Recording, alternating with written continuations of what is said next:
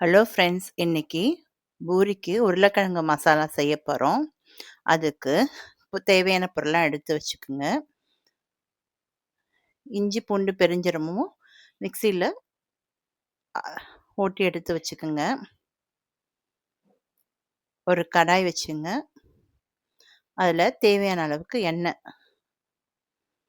ஊற்றிட்டு, எண்ணெய் ஹீட் ஆனோடனே கடுகு, உளுத்தம்பருப்பு போட்டு நல்லா பொரியட்டும்.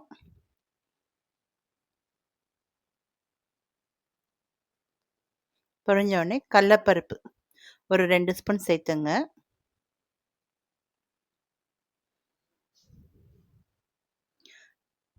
கடலப்பருப்பு நல்லா பொரிஞ்ச உடனே கருவேப்பிலை 2, பெரிய வெங்காயம் 2 நீல வாக்கில் கட் பண்ணிக்கோங்க.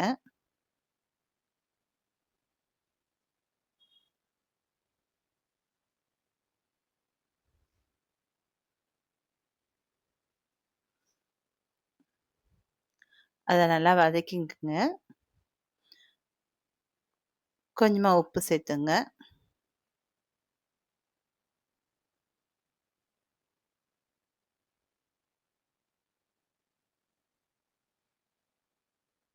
இஞ்சி பூண்டு பெருஞ்சீரகம்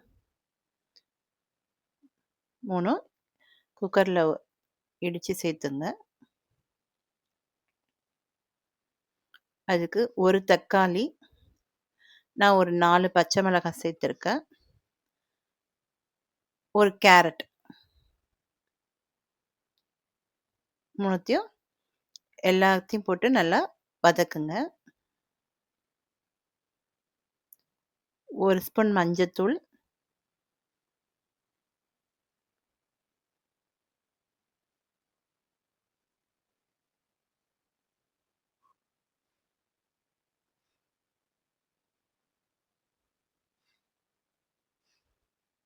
ஒரு கப் பச்சை பட்டாணி. இது ஃப்ரெஷ் பட்டாணி தான், அதனால் வேக வைக்காமையே சேர்த்துக்கிட்டேன்.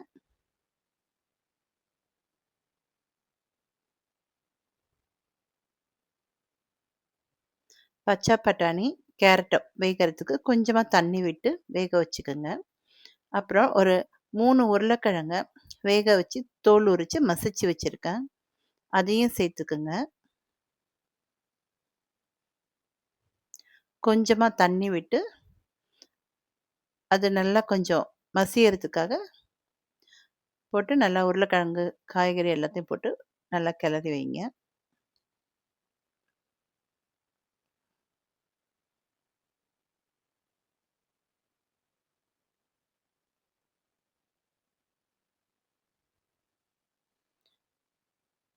கொஞ்ச நேரம் உருளைக்கிழங்கு நல்லா மசியட்டும். உருளைக்கிழங்கு மசாலா ரெடி ஆகிட்டு அதில் கொத்தமல்லி பொடியாக அரைக்கி போட்டுக்குங்க.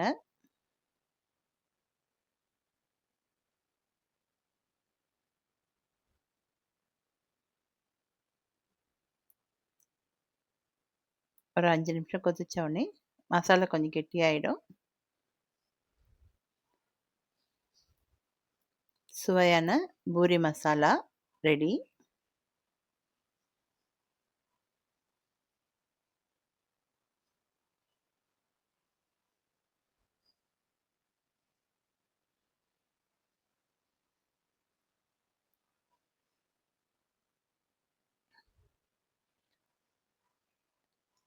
இது உங்களுக்கு பிடிச்சிருந்தா லைக் பண்ணுங்கள், ஷேர் பண்ணுங்கள், சப்ஸ்கிரைப் பண்ணுங்கள். Thank you friends.